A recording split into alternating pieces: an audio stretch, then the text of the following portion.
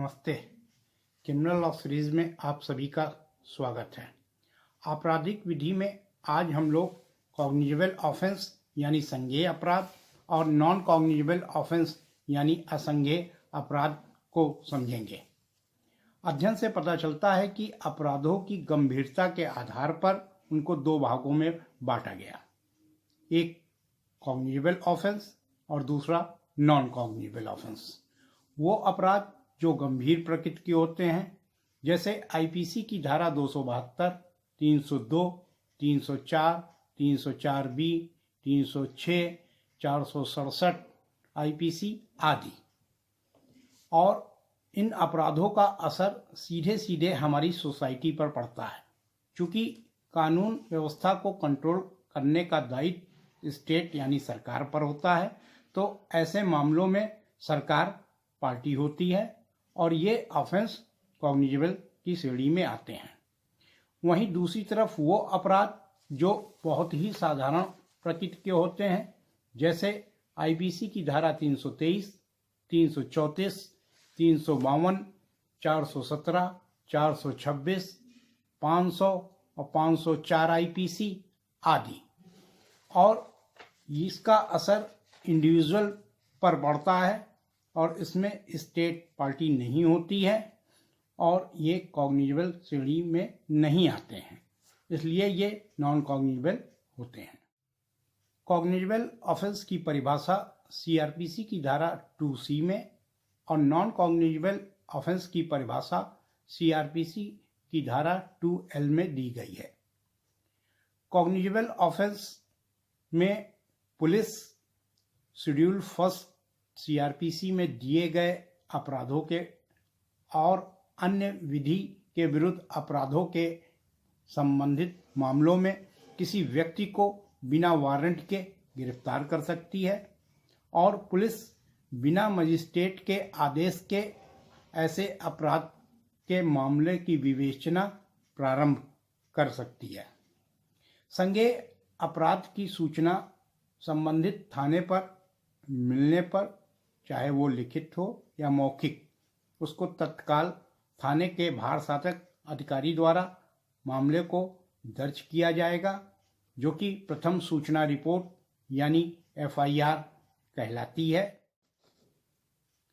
संज्ञेय मामलों में सूचना और FIR दर्ज करने का प्रावधान सीआरपीसी की धारा 154 में दिया गया है।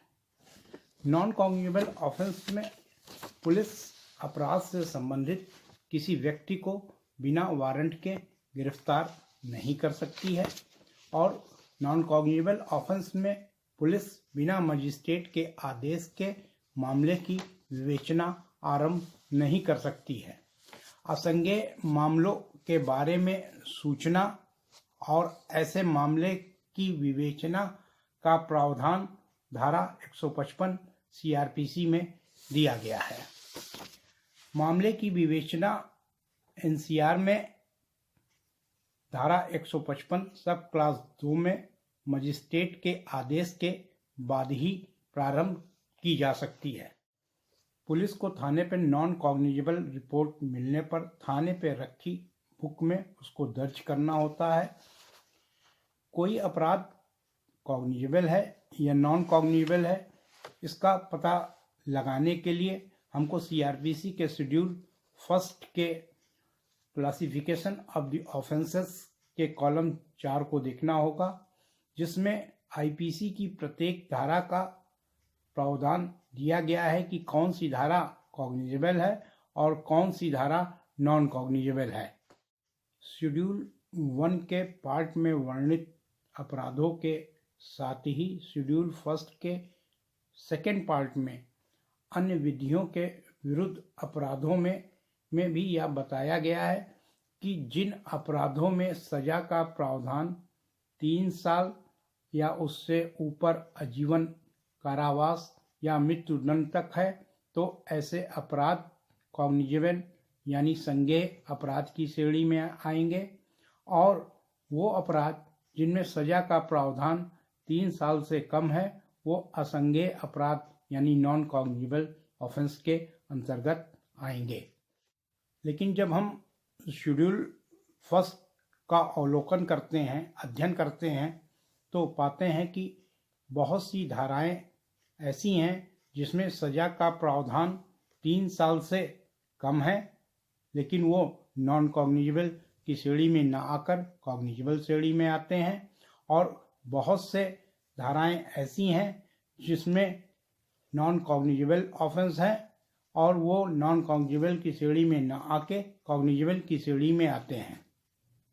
जैसे सेक्शन 157, 158, 160, 188, 336 एंड 341 IPC, जिसमें सजा का प्रावधान 3 साल से कम है, लेकिन वो कॉग्निजेबल की श्रेणी में आते हैं।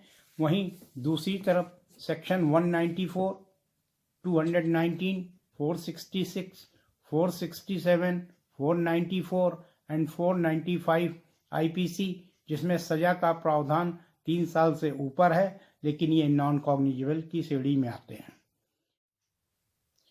इसलिए CRPC के शेड्यूल को बहुत ही ध्यान से पढ़ना होगा, क्योंकि हम इस सिद्धांत पर कि सजा 3 साल से ऊपर है तो वो सारी धाराएं कॉग्निजेबल होंगी, या जिसमें सजा का प्रावधान 3 साल से कम है तो वो सारी धाराएं नॉन कॉग्निजेबल होगी। ये कहना सही नहीं होगा। हमारे मस्तिष्क में अक्सर एक प्रश्न जन्म लेता है कि जब किसी मामले में संज्ञेय और असंज्ञेय अपराध के दोनों धाराएं लगी हों तो मामला संज्ञेय माना जाएगा या असंज्ञेय। तो CRPC की धारा 155 सब क्लास 4 बताती है कि जहां मामले का संबंध ऐसे 2 या अधिक अपराधों से है जिनमें से कम एक संज्ञेय है और अन्य असंज्ञेय है, तो मामला संज्ञेय मामला समझा जाएगा। आज के इस वीडियो में इतना ही। इस वीडियो को लाइक करें, शेयर करें, सब्सक्राइब करें। Thank you.